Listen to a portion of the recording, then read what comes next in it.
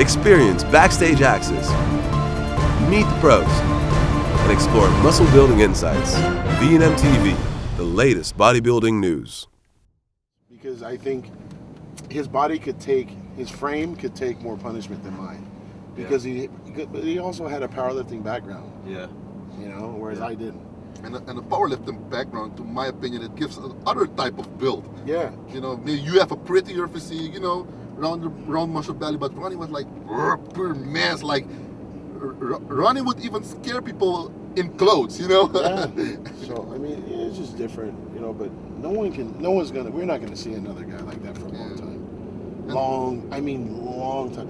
Probably because if you see someone with that much talent, they're probably gonna play another sport. Yeah. Like in the States, someone with that type of talent, they're probably gonna play American football and make millions of dollars instead of, you know, a fraction of that bodybuilding, you know. But yeah, we won't see another Ronnie Coleman. There's no way. It's just, I mean. So now I have a good question. So I'm talking about Ronnie. Who's better? Because internet is going crazy about Ronnie or Dorian. Who is the king?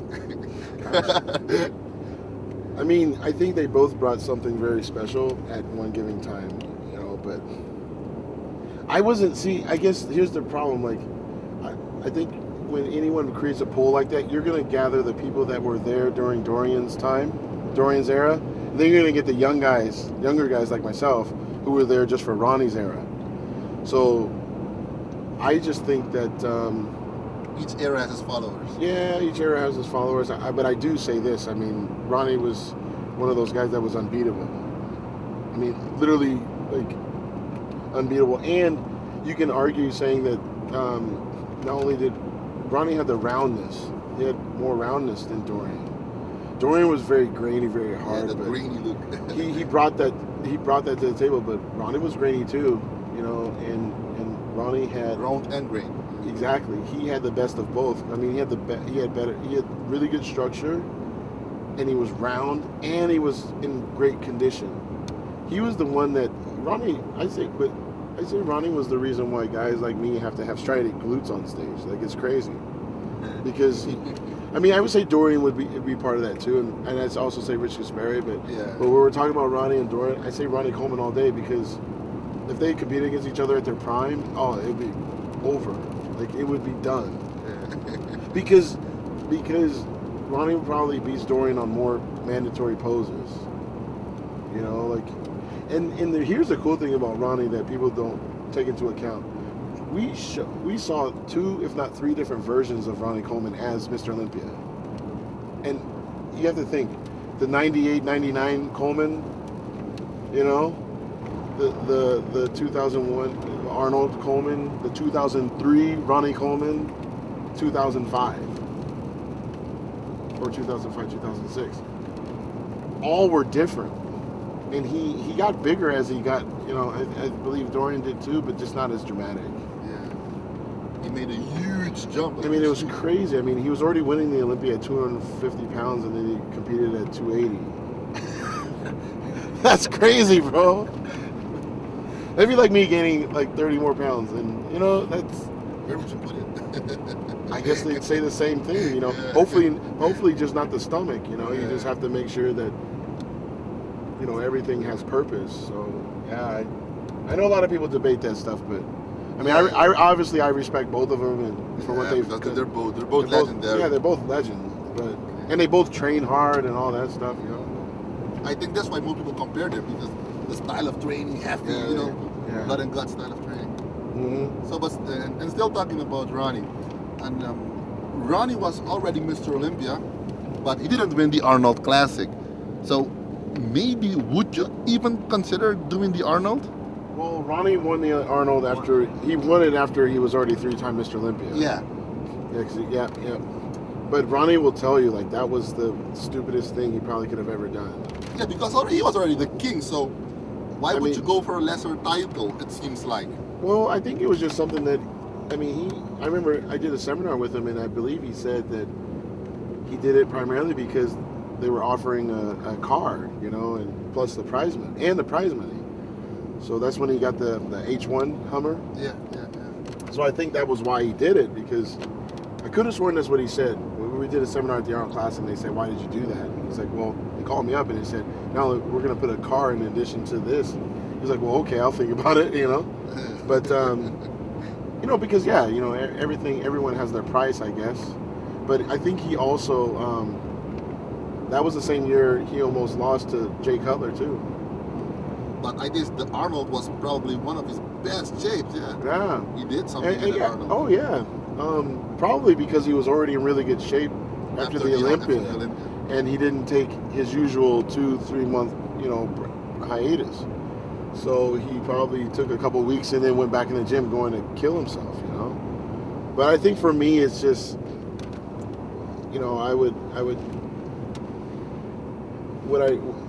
I guess for me, it's like, would you rather have an Arnold Classic title and only make maybe 4 Olympias, or would you have no Arnold titles and potentially be in a position to break the record?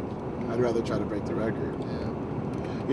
But for me, it's 1 year at a time. I mean, who knows? Maybe my physique will become dominant like Ronnie's, where it won't matter. But I like the position that I'm in right now to be able to just focus on one show a year and take on the Arnold Classic champion. Because he's the challenger. Absolutely. Yeah, I mean, anyone that wins the Arnold Classic is a champion. I mean, they're a champion in their own right and have every right to feel like they're a top contender for the Olympia title. Anyone that wins the Arnold should feel like they could win the Olympia. It's just my job to not let that happen.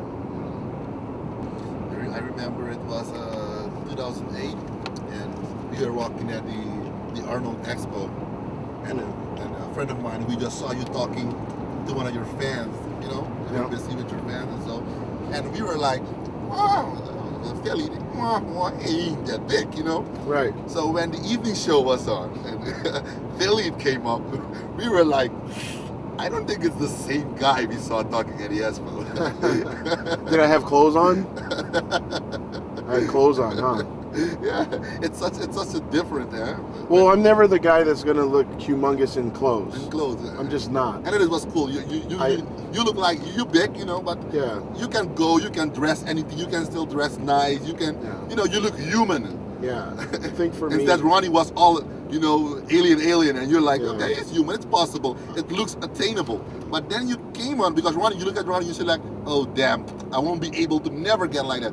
But when we look at you in clothes, we're like, it might be possible with some kind of magic. But Ronnie, it would be impossible. But you Right. came on stage, and it was like, damn, it's not the same guy, Yeah. What did he eat? What did he drink before he came up? Yeah. And there were like a few hours in between, Yeah. Well, no, thanks. No, it just I think it's also because I don't walk around, like this and walk around like bodybuilder. I was naturally a basketball player, so I kind of just sit here, normally just like real comfortable like this, and I sit here like this. I'm small, but or smaller, but yeah, I always tell people you should never judge a bodybuilding contest in street clothes. And clothes, yeah. Because there's plenty of guys that will walk through an expo with their chest full with air. Yeah. And take Looking photos. bigger than the pros. Yeah, and then take pictures next to guys like myself and try to turn their body a certain way to get different angles so then they can Looking go on. bigger, yeah. Yeah, they look bigger and they go on Facebook and then talk trash and say that, oh, well, he's not that big. Well, Yeah, he narrow, he this, he that, you're wider, you dwarfed him and stuff, but Exactly. that's just the internet. But the funny thing is that if they were that good, then they should already be pro. They should be one of the top pros. They're not yeah. even pro. Yeah. So what's preventing them to turn pro then? Well, ultimately, it comes to the fact that I carry more muscle and Overall, overall we had the discussion yesterday that why some guy may look, let's say, bigger than you, because actually he may have, let's say, a bigger chest or a bigger back, but he ain't got the legs, he ain't got the delts, so he still lacks so much body part that he's not able not to even compete at the top amateur level. So when your body is so equally developed, it also looks so huge on stage. Yeah, I just think of the balance and the level of conditioning and separation. Once you see everything sliced and diced up and everything round at the same time. That's where the three-dimensionality comes in, and people see like, well, that I person, think you're close to fourth, huh? high def. Yeah, high def for 4D. So the goal is to make sure that every muscle group is there, also round and separated. Separated not meaning with striation, but separated. So then an anatomy chart is separated. Like you can see like every little piece of muscle. And a lot of the guys may think that they have muscle until they see guys with more detail. So it's the detail. No, turn that off. Yeah, but I tried, but oh no, sure. Yeah. So Phil, but you personally, do you surf sometimes on internet boards, or do you just keep it all and just let it for what it is? Usually, for my friends will email me or text me or tell me in person, like, "Hey, check out this thread on this website and this and that." So I'll look, and within 2 minutes, I turn it off because usually it's very negative. So yeah. It's unfortunate because I think I always wonder why someone would deliberately, on purpose, say something negative about an individual. Now I can understand if you get in a heated discussion over who's better. Yeah. But that's something That's totally. a positive discussion. That's bodybuilding. Positive discussion. That happens in every barbershop in the world. This guy Ali was better than Ali was better than Frazier. So that's fine. Talk like that. Yeah, so that's fine. But but when usually they make personal attack or bring up things that aren't true, things like that. Now it dilutes the actual chat room into a tabloid online magazine. Full negative stuff. Yeah. Well, because it's just like a tabloid. You see the tabloids in the States. They would say like, "Oh, this person's going to die," or "This person was on drugs." He won't make till 40. He won't make till 40. Yeah, this person's dating this person, and then it's like filled with lies. But it just shows people like gossip. So yeah. I don't usually put my energy into it. I can imagine. I mean, my wife. That would be like the million posts a day for you when they talk about Phil. So. I guess the problem is that what people that are negative don't realize is that they would actually, if they were a little bit more positive, and positive doesn't mean that they have to. I think what happens is a lot of posters, they'll say, well, these guys just want their ego stroked. Yeah. That's not being. I'm not telling by saying being positive that you have to stroke my ego. I'm not going to be everyone's friend. I'm not going to. But I think I do deserve the respect. I mean, I've done something only 13 people have done in the history of our sport. And when I don't receive that, and it's from an anonymous person, it's from a person that has no face. Yeah, so you shouldn't give it any value. So there's no value to it. There's no value to it. So obviously I think that, half the time they're probably doing it just to get someone upset. Yeah. But for me, I mean, people should realize like, okay, well, I was 5'9", playing basketball. You think I didn't have people telling me that I couldn't do something before? Telling me that I sucked, telling me, like, my own girlfriend in college told me that I would never be where I'm at today. So, I mean, I've had people say to me stupid stuff because you can never measure the heart of another man. You just don't know them. You don't know them good enough to say, well, he'll never do this. It's like, well, how do you know that? You don't know. I'm sure the people said to Ronnie Coleman, you'll be good, but you'll never be Mr. Olympia. Yeah. And then the year after he plays top 10, he wins the Olympia. And I think Sean Ray said it. He said Ronnie Coleman's a 99-1 chance to win next year's Olympia, and he freaking won. I wish I would have bet money on that day. Yeah. But then just goes to show that some people, even that are supposedly experts, don't know. So the best thing for me is just to focus more on positive things, and it would be nice to contribute to different threads and forums and stuff, but usually it gets derailed by negativity. Yeah, so and that keeps the pros away. I could be asked to talk about something that has nothing to do with bodybuilding on a forum, but then immediately someone says something bad. Yeah. Like and I smile and I laugh and I'm just like, Really? This was a positive discussion where two people were actually having good, valid arguments, and now someone says, "Oh well, he's narrow. He will never win." Or it's some bullshit. Just stupid. I mean, I remember Ronnie. He was the ultimate king, and still people were talking. Yes, but he lacks his calls. He doesn't have calls. Then that. I remember Libri's being too short. Things that people don't have any influence on it. You know what I mean? What's funny is that the people that are critiquing don't compete at a high level. Nah, maybe they've never even competed. You know? Yeah. So how do they know? Yeah, and they don't know. Another question I have, just to conclude the internet part, and who the hell is GH15? I don't know. So now for once and for all, I'm gonna tell everybody on GetBig.com. If Phil he doesn't know that a Velo Pro is GH15, there is no GH15. It's just one of you guys. Amen to be concluded. No GH15. I don't know who he is. Yeah. No, I've had people ask me, "Do you know who he is?" And they said, "Well, no." And I mean, I guess guys like that, you know, like. But it's funny, you know. It's really funny sometimes. I can't give people like that any credit because it's anonymous. So it's anonymous, and then also, I mean, it's just for fun. Like it's really for fun. It's really for fun. But I guess the problem is like I guess what's funny to me is that people, you know, can make jokes and stuff like that. I don't care. Like it is what it is. But I guess my thing is, when you say something negative, he'll never do this or he'll never do that, and then he does it. You're not being a man when he does it. When you don't give the respect after someone beat you. So if I said all those years where I said I was going to beat Dexter Jackson and I talked trash and this and that, and he beat me, I was the first one to raise his hand in the air and say, "This is the man." Yeah. No one does it, but no one does it when I win. So that's where I'm like, well, you don't respect me then, and so therefore I can't respect you back because, you know, if you say that Phil Heath sucks and Phil Heath this and this guy's going to be Phil and Phil's never going to be Mr. Olympia, he's only going to be one-time Mr. Olympia, and then it's like all this other crap, and then I win.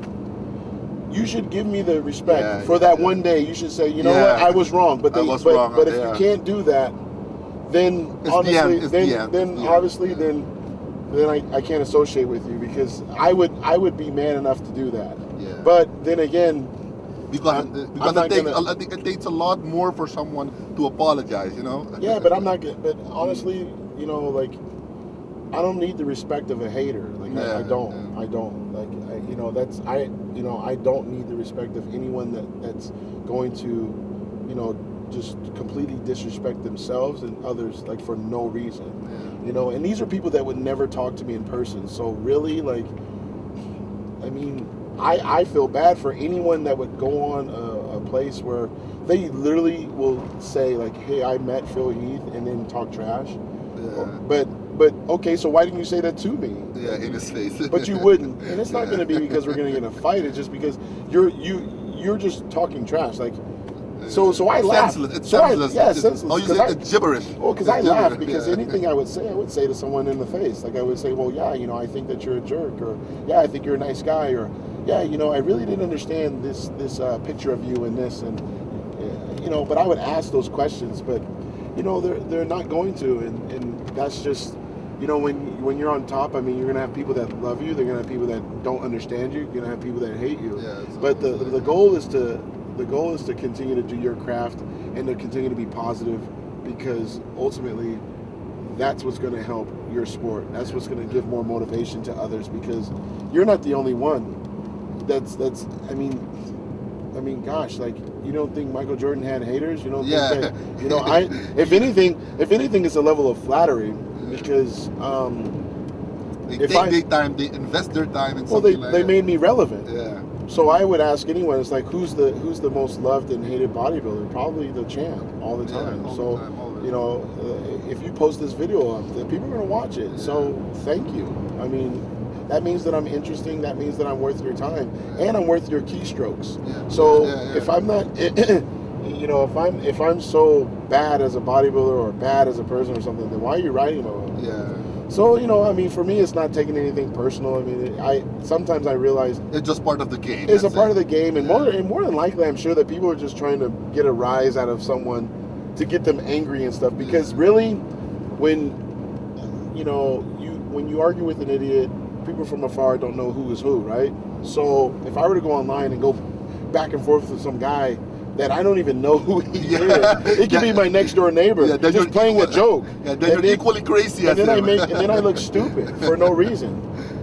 I mean, I know who I am. I know what I stand for, Yeah. and obviously, people only know so much about me, just like they only know so much about all these other athletes. Because in order to know me, you're only going to be able to see a glimpse of me through videos like these. Yeah, things already publicly known, let's say. Yeah, I mean, you're only going to and obvious stuff Yeah, also. so I mean, I don't expect everyone to to like me and stuff, but I do expect the respect, because Yeah. I give respect to a lot of people. Yeah, you deserve it, man. And like I always, I never take a shot at a legend. I would never take shots at, like, if someone asked me, people ask me, like, so are you better than Ronnie Coleman? Or are you better than this? I'm here to tell people I'm not better than Ronnie Coleman. He set a bar that guys like me are trying to attain. But do I think that I can achieve things like what he's done? Absolutely. I have to think that. I mean, Ronnie himself told me that you have to go into the Olympia prep wanting to chop everyone's head off in order to stay the champ. I mean, you have to do that. And anyway, people are going to tell you that you can't do this, you can't do that. You just got to say, screw that, and I'm going to do it anyway. And for me, I take it a step further and say, well, I'm not doing it for the haters. I'm doing it for the people that do care. Yeah.